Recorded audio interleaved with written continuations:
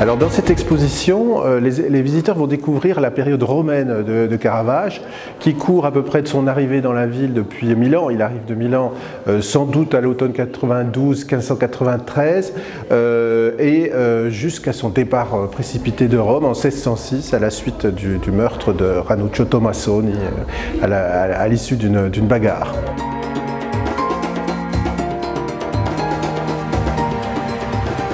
La période romaine pour Caravage, c'est vraiment la période clé en fait, parce qu'il arrive déjà formé depuis Milan, où il s'est formé dans l'atelier de Simone Peterzano. Il est considéré comme un bon spécialiste de nature morte et de portrait quand il arrive à Rome. C'est un jeune peintre d'une vingtaine d'années. Et à Rome, à la toute fin du XVIe siècle, il va vraiment changer son style, le faire évoluer l'iconographie aussi de ses tableaux. Et autour de 1600, il met au point en fait cette révolution en fait qu'est le caravagisme, ce mélange d'un réalisme extrême très poussé et du clair-obscur. Et en fondant ces deux éléments stylistiques avec le talent qu'il a, puisqu'il peint directement sur la toile, ce qui est quand même extraordinaire, il fonde en quelque sorte un nouveau style de peinture beaucoup plus réel, beaucoup plus vrai, beaucoup moins artificiel que le dernier maniérisme de la fin du XVIe siècle. Et tout ça se passe en quelques années, entre 1598 et 1603.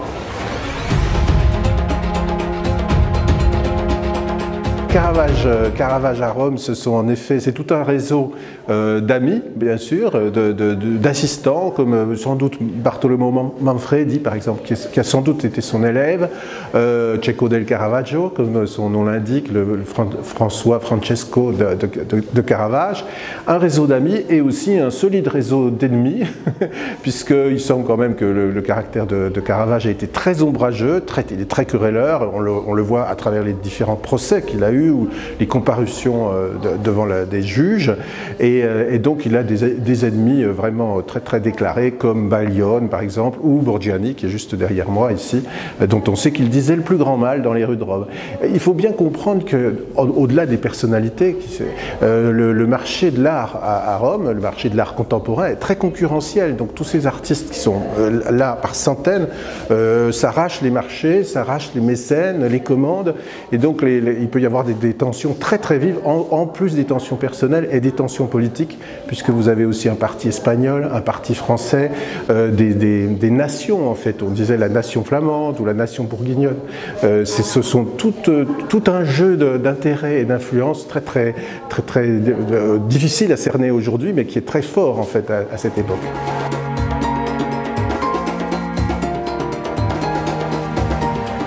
L'œuvre qui est derrière moi à droite, c'est la Judith dite de Barberini, la Judith qu'il peint sans doute au même moment que les tableaux de Saint-Louis des Français, c'est-à-dire vraiment à la charnière des deux siècles, autour de 1600.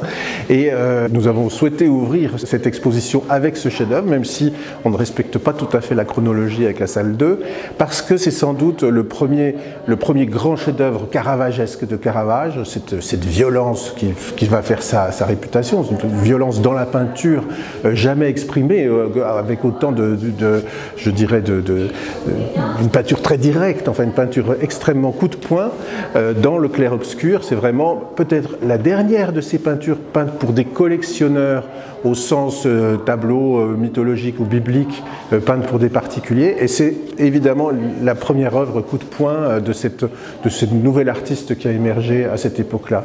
Alors on a dans cette œuvre je dirais un condensé des qualités de Caravage, la qualité de la composition, c'est une composition extrêmement équilibrée. Quand on songe qu'il peignait en même temps qu'il imaginait ces images, c'est extraordinairement virtuose. La qualité des expressions, je dirais que bon, la douleur d'Holoferne et son cri d'horreur et de douleur est très intense, mais le dégoût affecté de Judith qui est en train de le décapiter est formidable aussi. Il y a là presque une invention de cinéaste. Enfin, il y a une mise en scène, une scénographie du tableau qui est d'ailleurs accentuée par ce grand rideau rouge qu'il la théâtralise d'une certaine façon. Hein. Nous assistons à cette seconde précise du crime. Puis il y a aussi l'attitude et l'expression de la vieille servante qui attend la tête avec son tissu et qui est vraiment horrible. Enfin, il y a tout un jeu d'expression parce qu'à cette époque, on a vraiment recherché, justement en Italie, dans l'art italien, l'expression des affetti, des mouvements de l'âme. Et ce tableau est vraiment presque je dirais une démonstration du talent de Caravage pour montrer, peindre les mouvements de l'âme.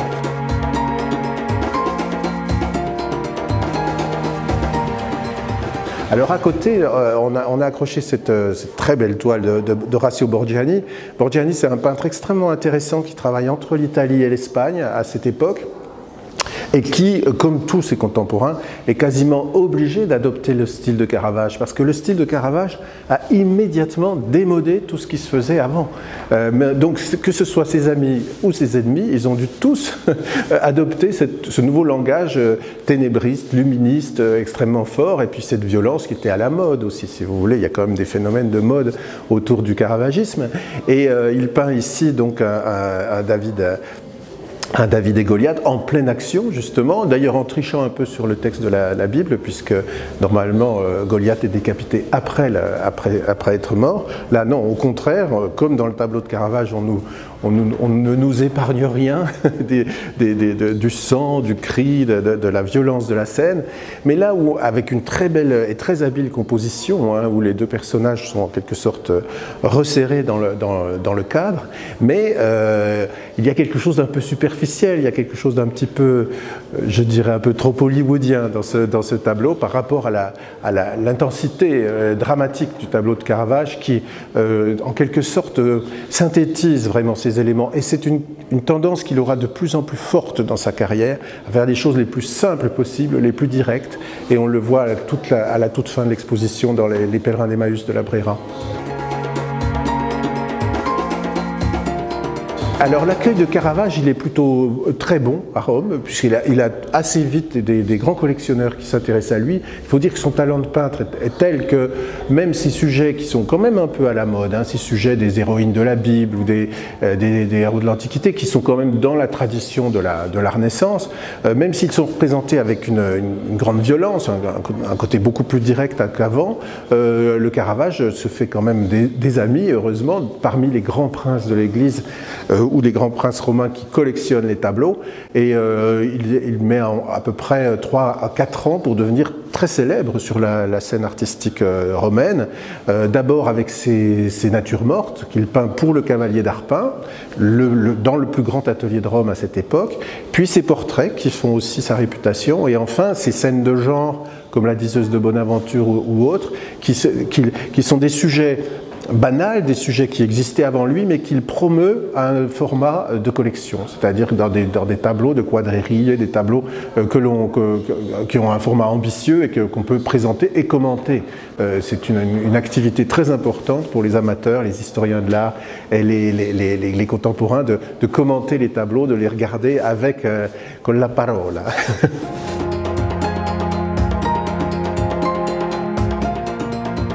Le prêt du joueur de luth de Saint-Pétersbourg, du musée de l'Ermitage de Saint-Pétersbourg, est un prêt tout à fait exceptionnel.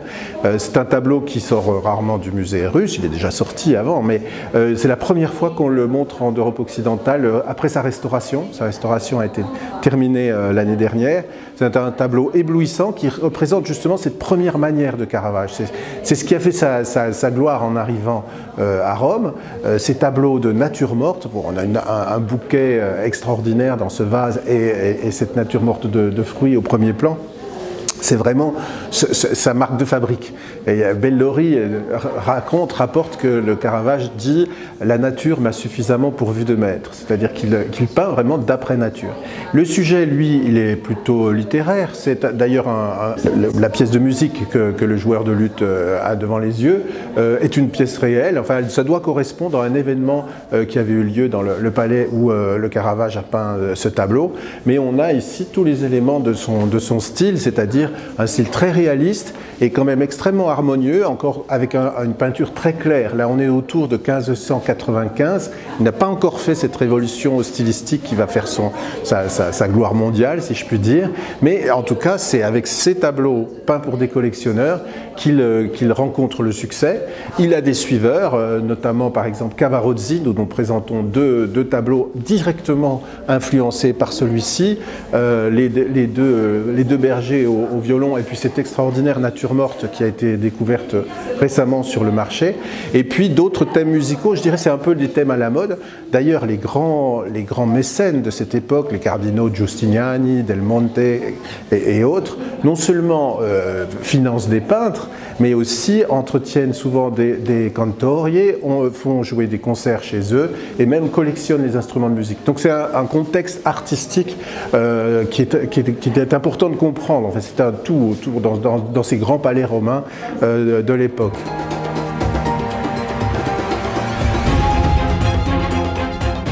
Alors le tableau qui est à ma gauche, c'est un tableau de Baglione. Il a fait l'objet en fait d'une querelle artistique entre Caravage et donc cet artiste.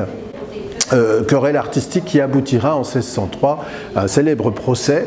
Baglione a peint un grand tableau religieux dans une église de Rome.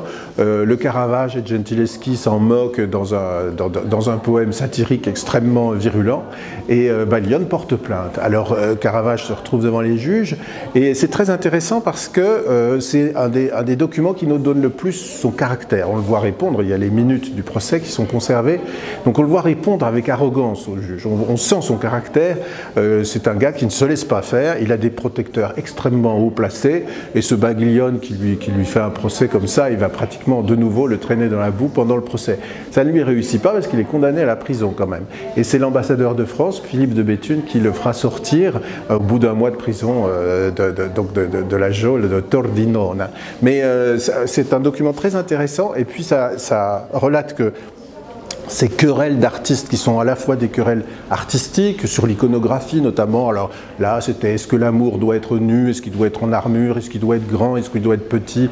Donc il y a toute une querelle en fait un peu sur l'idéalisme aussi en peinture. Caravage c'est le réaliste, c'est celui dont Poussin dira il est venu pour détruire la peinture, parce que pour de très nombreux artistes et même amateurs de l'époque, la pittura è cosa mentale, c'est une chose qu'il faut penser, dessiner, créer par l'intelligence. Il y a la main, mais il y a l'intelligence. Et Caravage, d'une certaine façon, dit par son art, c'est d'abord la main, et l'intelligence c'est ensuite, enfin c'est en plus. Et donc cette querelle conduira vraiment les choses très très loin entre Baglione et lui avec cette... Mais on voit bien dans ce tableau comment Baglione, malgré qu'il en est, a été obligé d'adapter le style de Caravage aussi. Et c'était quelque chose que Caravage vivait pas très bien, il le vivait comme un pastiche, un peu comme un plagiat. Donc c'était quand même des relations très très délicates qu'on peut comprendre aussi par le style qu'il a adopté. Alors ce personnage, alors en effet on le dit, bon, est-ce vrai? Il y a deux versions de ce tableau. Justement, Baglione aurait en quelque sorte corrigé sa copie en fonction des remarques que Gentileschi lui avait faites lors du procès, mais les remarques de Gentileschi étaient tout à fait téléguidées par Caravage. Vous savez, c'est un peu comme les hommes politiques qui font dire par leur entourage ce qu'ils n'ont pas envie de dire eux-mêmes. Et dans cette deuxième version, où en effet l'amour n'est plus, l'amour sacré, l'amour divin n'est plus dans une armure mais est un peu plus nu comme il doit l'être dans l'iconographie classique, eh bien l'espèce de diable au sol serait un portrait de Caravage. Bon, alors ça peut aussi faire partie des légendes de l'histoire de l'artiste, ça.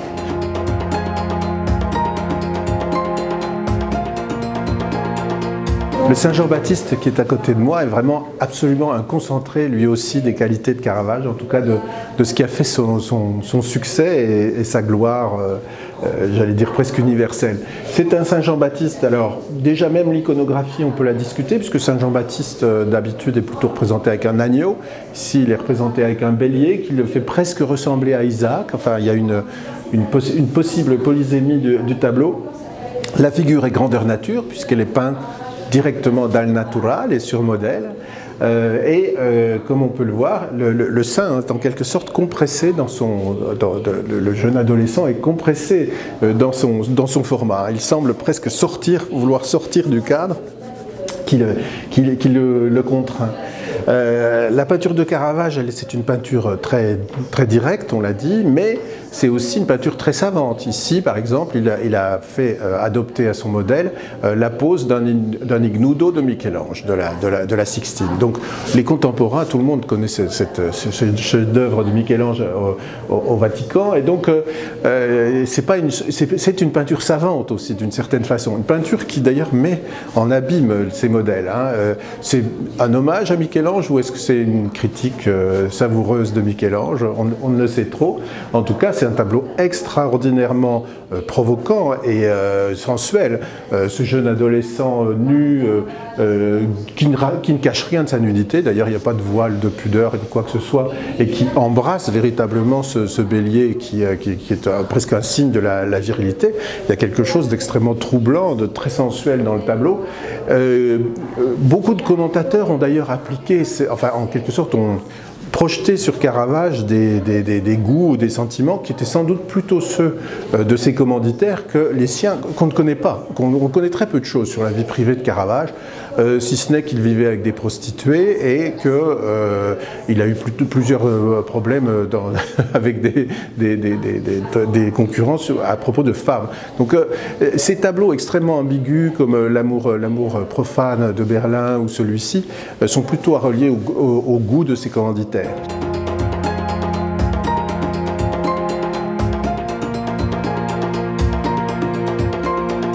Alors on voit aussi toute la distance entre Caravage, qui est un génie de la peinture, non seulement sur le plan technique, mais sur le plan de l'invention, de la conception de ses tableaux, et puis l'un de ses meilleurs suiveurs ici, qui est Manfredi, un très bon peintre, un artiste qu'il a sans doute formé, et qui ici, dans le tableau, dans le Saint-Jean-Baptiste du musée du Louvre, vraiment, en quelque sorte, décline celui de la galerie capitoline. Mais on le voit bien maladroit, enfin, d'une certaine façon, même s'il y met tous les éléments. D'abord, il n'a pas l'audace de Caravage, il ne le représente pas, le Saint-Jean-Baptiste, totalement nu, mais tout en ayant le même vocabulaire, d'une certaine façon, sa syntaxe est beaucoup plus maladroite, en fait, même si c'est un superbe tableau, mais évidemment, plusieurs visiteurs m'ont dit que la comparaison faisait vraiment souffrir Manfredi, mais c'est vrai, mais parce que Caravage est un peu hors concours. Le Saint-Jérôme de la Galerie Borghese illustre ici le grand Caravage, peintre religieux. Évidemment, nous n'avons pas pu avoir à l'exposition, nous ne l'avons pas souhaité et nous n'aurions pas pu les avoir. Les grands tableaux des églises de Rome, qui sont des tableaux très importants, ce sont des tableaux des œuvres publiques. Lorsqu'il peint à Saint-Louis des Français ou à Santa Maria del Popolo, ces grands tableaux extraordinairement novateurs, provocants et d'un style absolument révolutionnaire, la révolution est double parce qu'en effet, les contemporains peuvent les voir. N'importe quel artiste, n'importe quel amateur peut rentrer à Saint-Louis des Français et voir ces tableaux. Alors que le type de toile qu'on a derrière, ici, avec ce grand Saint-Jérôme, ce sont des tableaux de collection privée. Elles étaient quand même assez ouvertes à un public introduit, mais elles sont quand même pas aussi visible que ces grandes œuvres religieuses. Alors ce Saint-Jérôme, il est vraiment très très représentatif de cette évolution progressive de Caravage vers le dépouillement, vers la simplicité. On l'a à peu près au moment de la mort de la Vierge qui est au Louvre.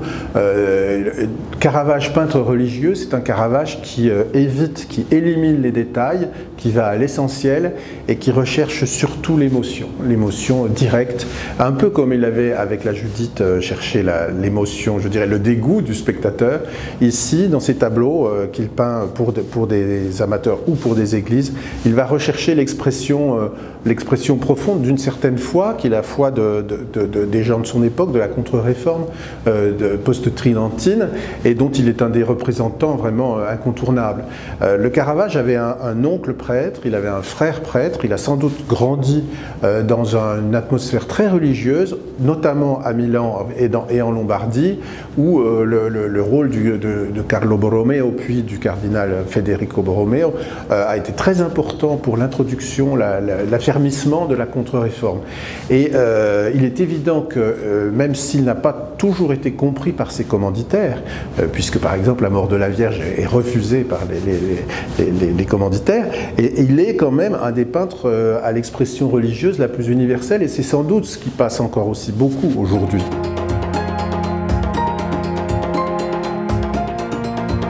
Dans ce Saint Jérôme, eh bien, Caravage va à l'essentiel, c'est-à-dire, bon, il évidemment respecte l'iconographie pour qu'il y ait une identification mentale rapide du thème, donc le crâne, le grand manteau rouge cardinalis, mais il est très précis dans sa description, c'est-à-dire que Saint Jérôme, c'est celui qui a traduit la Bible, enfin qui a traduit de l'hébreu au latin, et c'est précisément ce qu'il est en train de faire, c'est-à-dire il est dans cette concentration, il lit d'un côté, il écrit de l'autre, exactement comme on le fait, hein, si on copie un texte ou qu'on le traduit. Il y a donc une vérité dans son tableau qui est immédiate, palpable quasiment, et qui nous fait rentrer tout de suite dans l'univers de ce personnage, qui est très intemporel. Vous voyez, son costume, c'est pas un costume de l'Antiquité, c'est pas un costume du XVIIe siècle. Et on est dans un entre-deux abstrait, et cette recherche d'abstraction fait partie de la démarche artistique du peintre.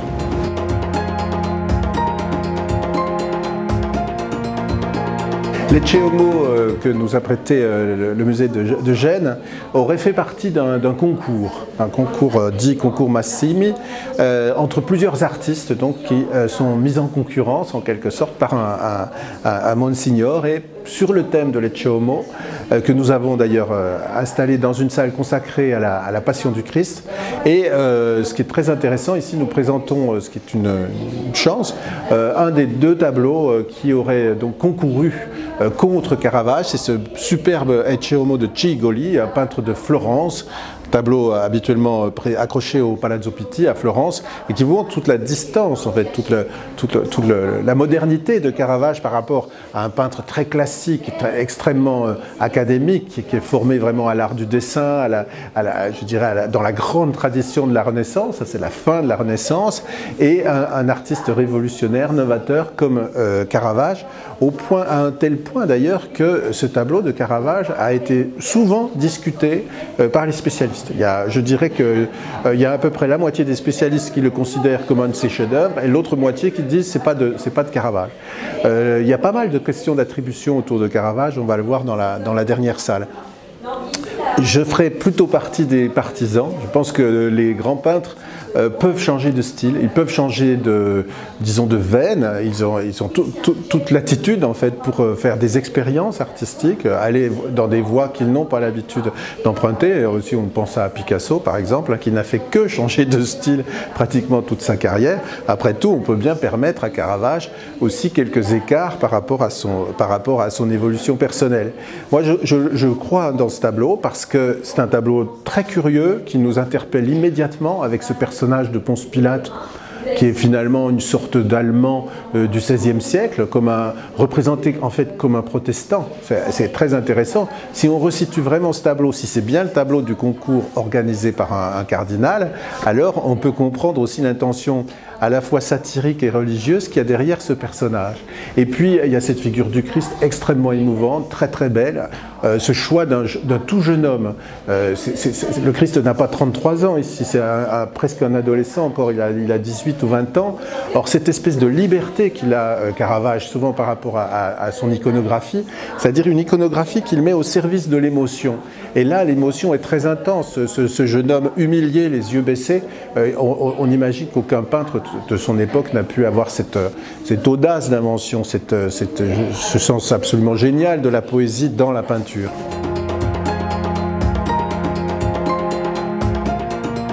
Nous présentons donc dans cette toute dernière salle des tableaux qui ont tout un rapport avec la fuite de Caravage en 1606, puisque à la suite de ce crime, donc il tue Ranuccio Tommasoni, qui est en fait une vieille connaissance qu'il a. Il fuit et il est condamné à mort par contumace, à avoir la tête tranchée. Mais pendant cette fuite, Caravage va se réfugier à Pagliano, vraisemblablement sur les terres de ses protecteurs. Depuis sa jeunesse, il est protégé par Costanza Colonna, qui était la femme du marquis de Caravaggio. C'est dire si cette cette protection remonte à son adolescence en fait, et pendant ces quelques mois à Pagliano, il va peindre des tableaux. Certains lui ont été commandés avant à Rome, en tout cas certains vont être acquis et arrivés à Rome alors qu'il n'est pas encore lui arrivé à Naples, puisque Naples sera sa prochaine étape, mais notre exposition s'arrête à ce voyage tragique, et ces quelques tableaux qu'il peint dans cette période intermédiaire, mais où déjà il adopte ce style, je dirais, napolitain, ce style très tragique, monochrome, où là vraiment les tableaux sont en relief, sont peints tout en puissance du clair-obscur, et nous avons la chance, l'opportunité pour la première fois en Europe de présenter les deux versions de la Sainte-Madeleine en extase, qui sont dans des collections particulières, dans deux collections particulières différentes. La première à gauche a été publiée par Roberto Longhi en 1935 comme l'original de Caravage, et la seconde a été découverte beaucoup plus récemment par Mina Gregori en 2016 et publiée comme l'original de Caravage. Ça pose toute la question des doubles chez l'artiste, hein, ce tableau étant connu d'ailleurs par de très nombreuses versions. Mais là où c'est intéressant, c'est-à-dire que ce sont les deux plus grands spécialistes de Caravage qui ont attribué à Caravage deux tableaux différents. Alors est-ce que ce sont deux tableaux du maître? Est-ce que l'un réplique l'autre? Ça, ce sont les grands spécialistes italiens qui le décideront peut-être après notre exposition, puisque c'est vraiment la toute première fois que ces deux tableaux sont présentés côte à côte.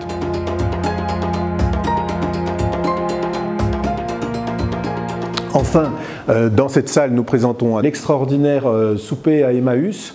C'est un tableau extrêmement émouvant, avec une invention dans la composition tout à fait formidable. Il n'y a que Caravage pour mettre tous ces personnages de même côté, en laissant pratiquement la moitié du tableau vide ou un bon tiers du tableau complètement vide. Cette espèce d'audace qu'il a dans l'invention de ces tableaux, audace qui lui vient en les faisant, puisqu'on sait qu'il ne dessine pas. Donc il a sans doute comme modèle des serviteurs, on les retrouve dans d'autres tableaux.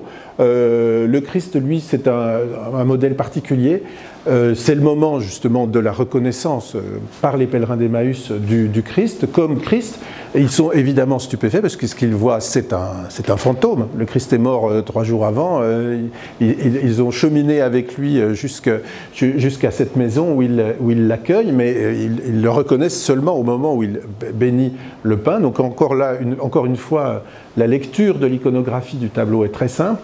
Et puis il y a aussi ce classicisme de Caravage qui est toujours sous-jacent, une composition triangulaire, extrêmement monumentale, classique, j'allais dire à la Léonard de Vinci, mais où audace du peintre, il mélange l'intemporel, le religieux, c'est-à-dire la peinture classique de l'Antiquité. Les pèlerins sont habillés dans des espèces de toges, ainsi que le Christ, donc des vêtements qui n'ont pas d'âge.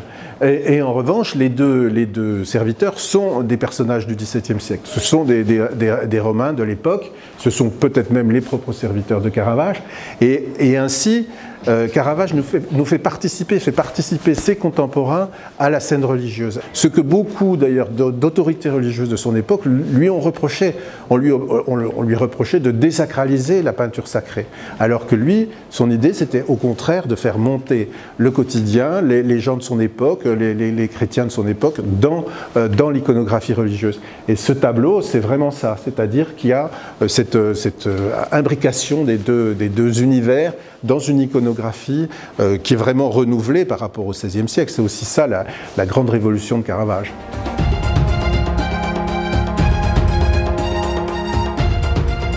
Toute cette fuite n'a été que dans l'espoir de revenir à Rome.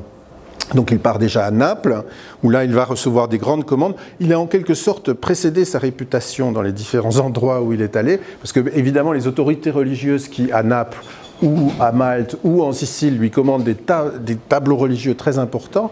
Même à Malte, on en fera un chevalier de l'ordre de Malte. Ces autorités ne savent pas qu'il est condamné à avoir la tête tranchée. Et quand ils l'apprennent, notamment quand Adolphe de Vignacourt apprendra qu'en effet son protégé qu'il a fait chevalier de l'ordre de Malte et condamné, eh bien, évidemment, il va le poursuivre, le faire emprisonner, et Caravage parviendra à s'échapper. On interprète, par exemple, le sublime David et la tête de Goliath, avec cet autoportrait de Caravage en Goliath décapité, un tableau offert au cardinal Borghese, comme une supplique pour rentrer à Rome, une supplique pour être gracié, et puis d'autres tableaux. Le signe de la tête coupée est quand même quelque chose de très fort chez Caravage. C'est aussi un peu pour ça qu'on a commencé l'exposition avec la Judith, c'est que lui-même était condamné à avoir la tête tranchée. Et la sublime décollation de Saint Jean-Baptiste à la Valette, où Caravage signe, c'est son seul tableau signé, il signe avec son doigt dans le sang qui gicle du cou de Saint Jean-Baptiste. Évidemment, c'est des choses très personnelles, extrêmement émouvantes, et en fait, lors de son deuxième séjour à Naples, en 1609, il parvient à savoir qu'il va être gracié. Donc il va retourner de Naples à Rome, remonter la Méditerranée, et là, on ne sait trop ce qui s'est passé.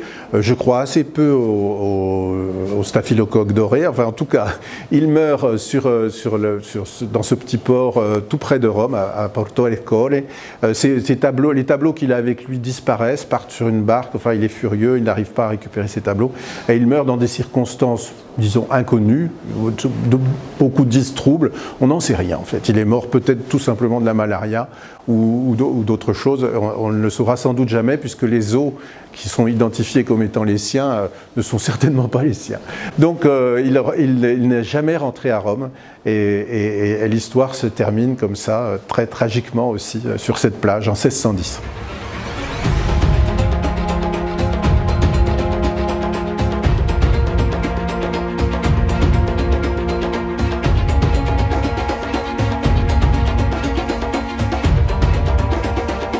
C'était un challenge un peu de faire venir un nombre suffisant d'œuvres de Caravage pour que l'exposition ait un sens, enfin, qu'elle se tienne. Et d'abord, on a un commissaire italien très compétent, qui est Francesca Cappelletti, qui a un réseau italien très développé et qui nous a permis comme ça d'avoir beaucoup de contacts avec nos collègues italiens. Et puis le musée Jacques Marandré lui-même a une très belle collection italienne qui est aussi une monnaie d'échange, enfin, pour parler un peu vulgairement, mais on a organisé plusieurs manifestations en Italie, notamment une manifestation autour du repas d'Emmaüs de Rembrandt. Ils nous prêtent le repas d'Emmaüs de Caravage et nous leur prêtons le repas d'Emmaüs de Rembrandt. Il y a un sens aussi à faire cet échange. Et puis avec le Palazzo Barberini, on a organisé une petite exposition vénitienne, en fait, autour de Mantegna et de l'école de Padoue, parce que c'est un point très faible de leur collection. Donc c'est très joli, ils ont fait un accrochage superbe à Barberini, et évidemment ils nous prêtent 4 tableaux, 2 Caravage, un Ribera, un Baglione, très importants. Donc voilà, ce sont ces collaborations, en fait, ces échanges que je trouve tout à fait normaux, enfin, dans un contexte d'amitié professionnelle.